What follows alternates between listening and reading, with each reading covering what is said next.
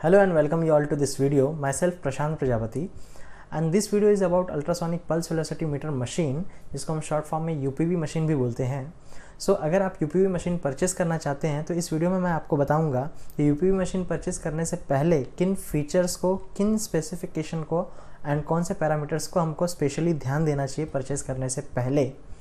And UPV machine से जो test करते हैं that is ultrasonic pulse velocity test, उसके बारे में मैं इस वीडियो में ज़्यादा नहीं बताने वाला हूँ क्योंकि इसके लिए मैं एक सेपरेटली वीडियो बनाने वाला हूँ जिसके अंदर मैं आपको काफ़ी डिटेल में UPV machine and ultrasonic pulse velocity test का बेसिक क्या होता है, वो कौन से प्रिंसिपल पे काम करता है एंड उसका वेरियस एप्लीकेशन क्या होता है एंड ये टेस्ट करने के बाद हम लोग इसके लिए कौन सा स्टैंडर्ड्स रेफ़र करते हैं एंड कौन कौन से वेरियस मोड्स होते हैं, ये सारी चीज़ें हम नेक्स्ट वीडियो में देखेंगे।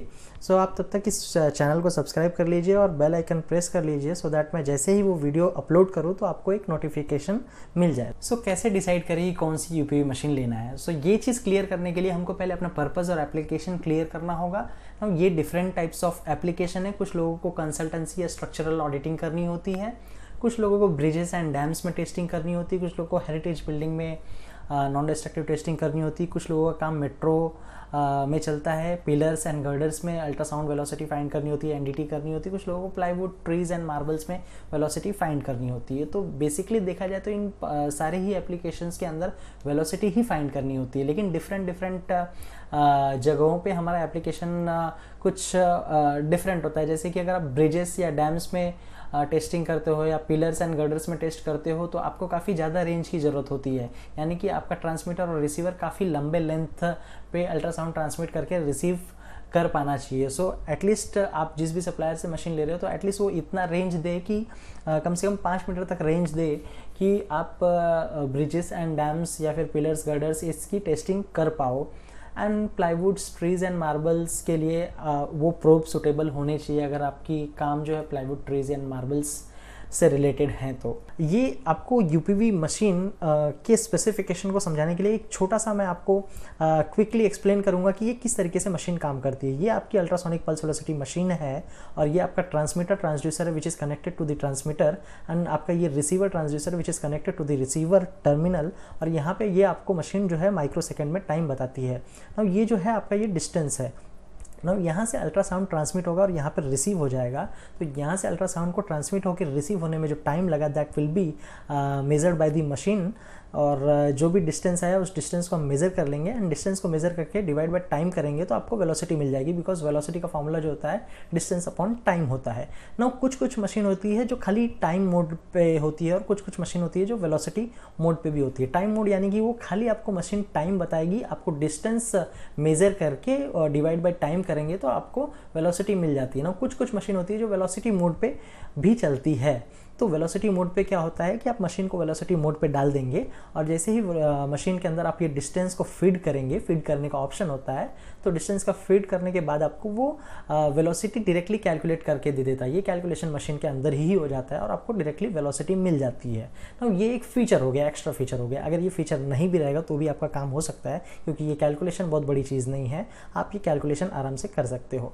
बट आपको यहाँ पे जो इम्पॉर्टेंट चीज़ है वो इम्पॉर्टेंट चीज़ ये है कि ये जो वेलोसिटी है, ये वेलोसिटी कैसे मिल रही है, क्योंकि हम टाइम इस मशीन से मेज़र कर रहे हैं ना। ये जो टाइम मेज़र हुआ, ये टाइम की एक्यूरेसी कितने लेवल तक की है, वो एक्यूरेसी एक इम्पॉर्टेंट चीज़ है। दूसरी चीज़, अगर आप मेट्रो के पिलर्स या गर्डर्स ऐसे कुछ लॉन्ग रेंज पे काम कर रहे हो तो आपका ट्रांसड्यूसर जो है वो अच्छा खासा लेंथ पे ट्रांसमिट करके रिसीव करने की कैपेसिटी होनी चाहिए। यानी कि यहाँ तक मैंने जो बताया इससे आपको एक चीज़ समझ में आती है कि मशीन की जो है एक्यूरेसी होनी चाहिए, दूसरी चीज़ मशीन की जो है रेंज प्रॉपर होनी चाहिए, right.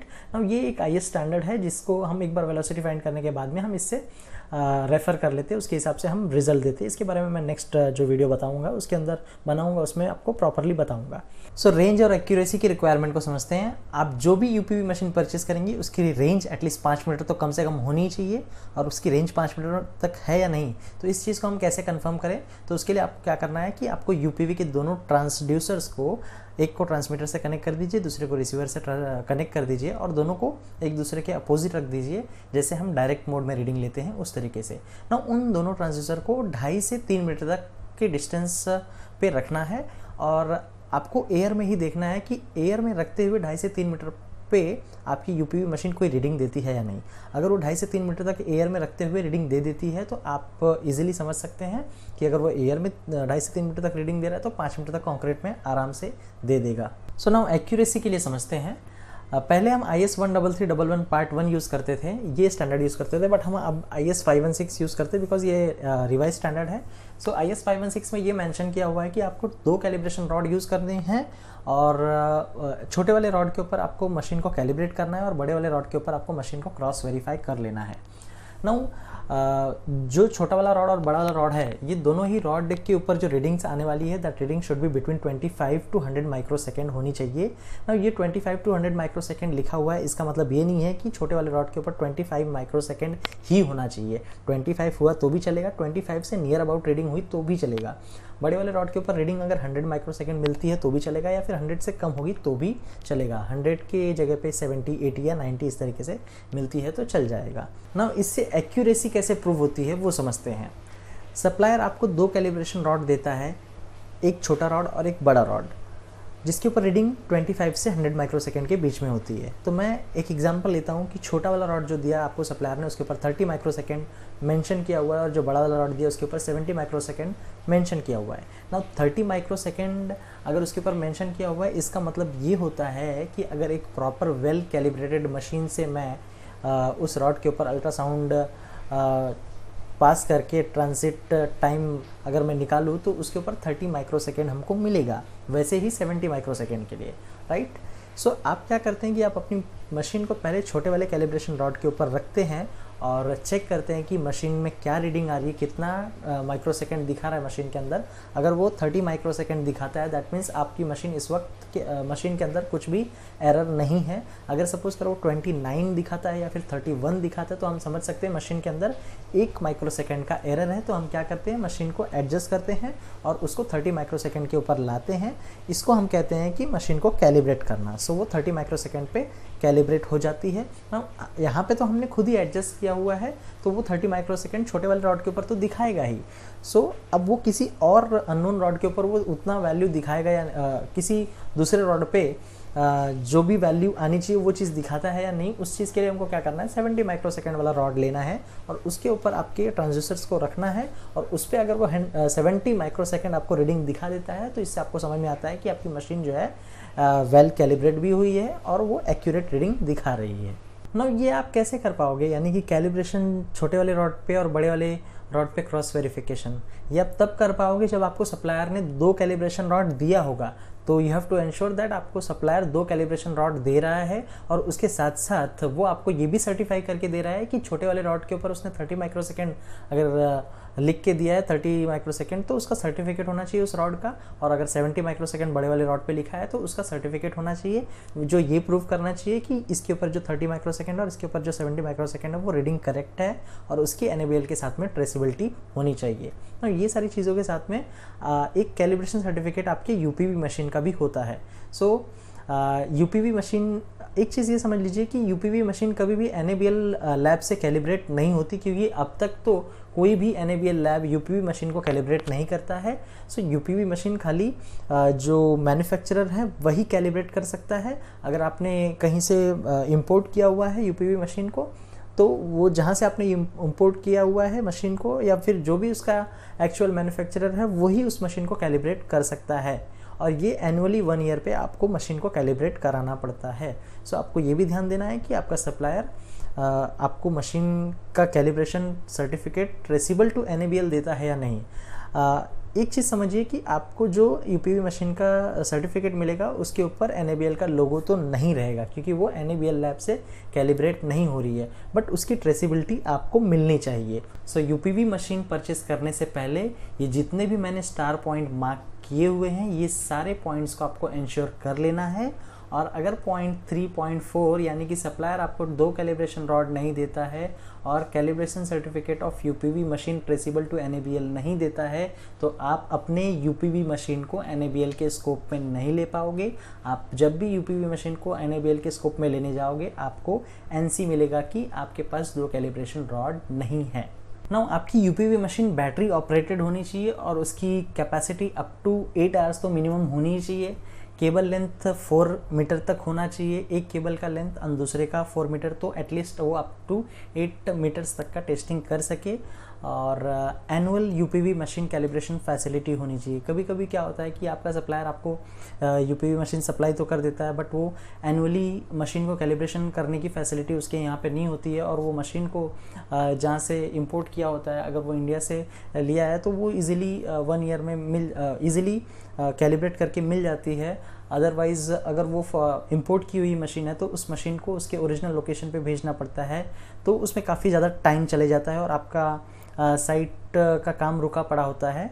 Now next is service centre उसका इंडिया में होना चाहिए। अगर इंडियन मैन्युफैक्चरर को आप प्रीफर कर रहे हैं तो वो काफ़ी अच्छा होगा, क्योंकि इसकी सर्विस सेंटर इंडिया में होगी और आपको लोकली जो भी स्पेयर पार्ट्स चाहिए होंगे वो इजीली अवेलेबल होंगे।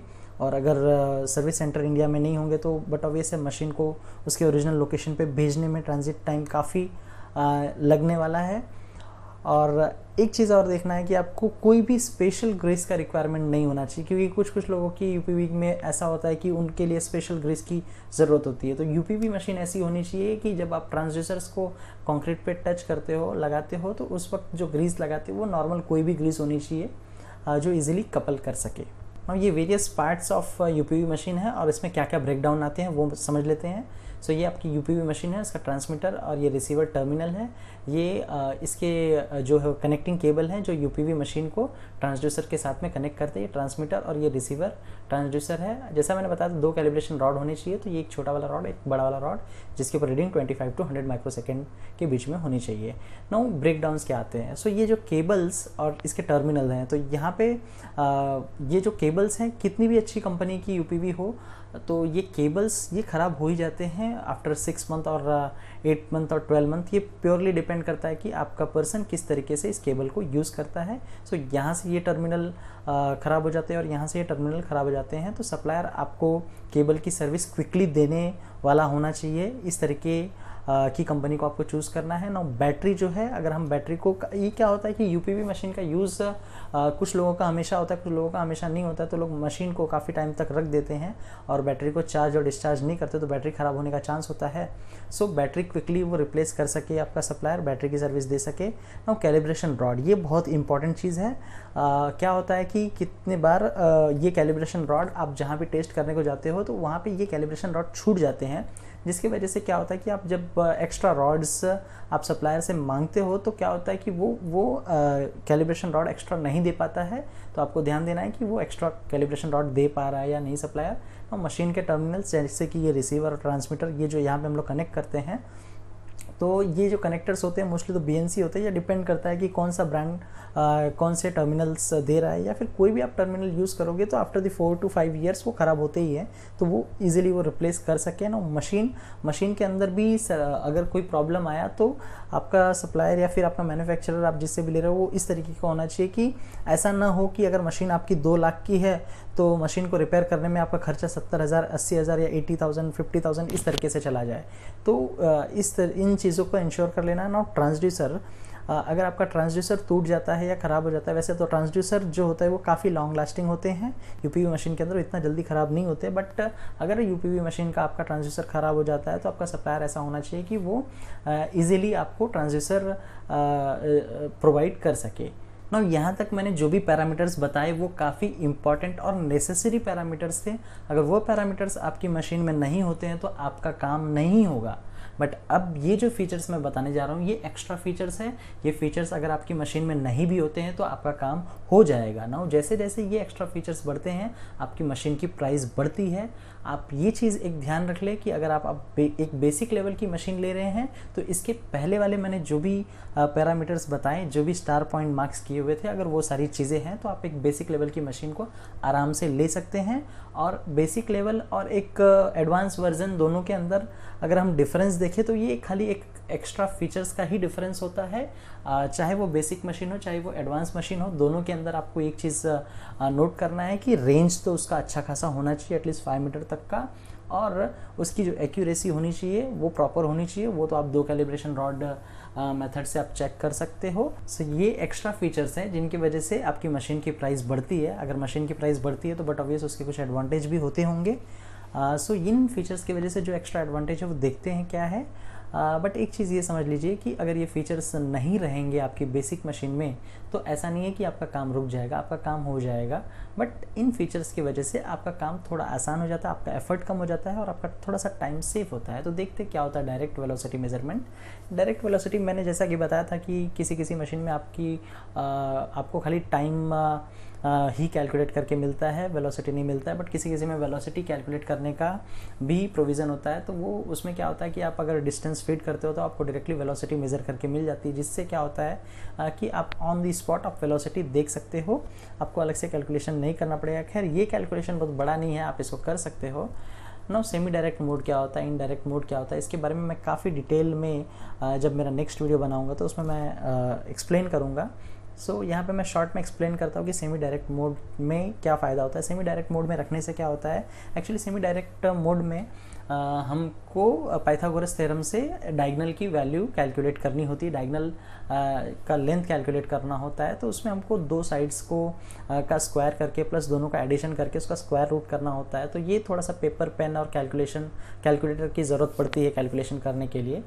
तो इस मशीन के अंदर सेमी डायरेक्ट मोड की वजह से क्या होता है कि वो डायरेक्टली आपका डायगोनल का लेंथ कैलकुलेट कर लेता है अगर आप कुछ पैरामीटर्स को फीड करते हैं मशीन के अंदर तो, और वो डायगोनल का लेंथ लेने के बाद में वो डायरेक्टली आपको वेलोसिटी मेज़र करके दे देगा। नाउ इनडायरेक्ट मोड में क्या होता है कि इनडायरेक्ट मोड के अंदर आपको करेक्शन फैक्टर मल्टीप्लाई करना होता है। तो करेक्शन फैक्टर का आपको ऑप्शन प्रोवाइडेड होता है मशीन के अंदर। आप करेक्शन फैक्टर को खाली आप करेक्शन फैक्टर को फीड करना है, आपको करेक्शन फैक्टर के साथ में जो रीडिंग होगी वो डायरेक्ट वो रीडिंग मिल जाती है। नाउ 1 स्टेप कैलिब्रेशन क्या होता है, अब कैलिब्रेशन करना यूपीवी मशीन में बहुत ज़्यादा डिफिकल्ट नहीं होता है। बट 1 स्टेप कैलिब्रेशन से क्या होता है कि आपको ट्रांसड्यूसर्स कैलिब्रेशन रॉड के ऊपर रखने के बाद खाली एक बटन प्रेस करनी होती है और आपकी मशीन कैलिब्रेट हो जाती है। तो ये बहुत ही 1-2 मिनट आपका टाइम सेव होता है।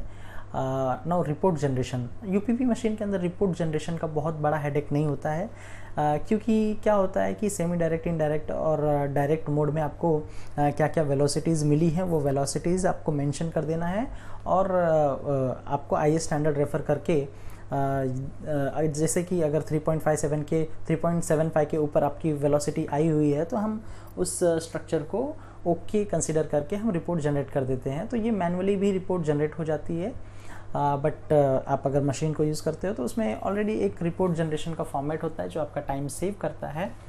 सो आप समझ सकते हो कि ये रिपोर्ट जनरेशन कितना इम्पॉर्टेंट फीचर है अगर आप टाइम सेव करना चाहते हो, अदरवाइज़ आप खुद भी कर सकते हो।